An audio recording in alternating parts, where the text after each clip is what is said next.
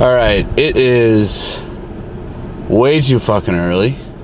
It is 4 a.m. and we are headed out to the Bonneville Salt Flats to check out sunrise.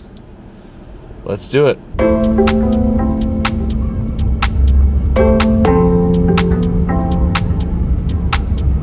We made it.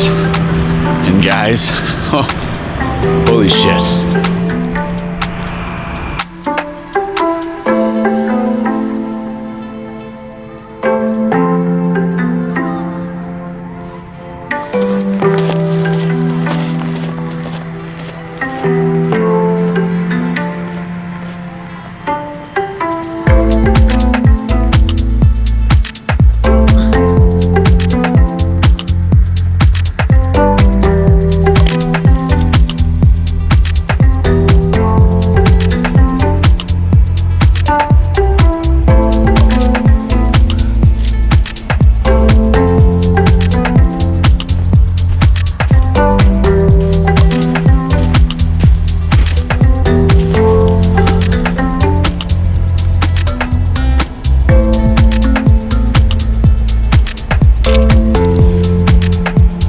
Salt Flats turned out to be everything they promised to be, huh?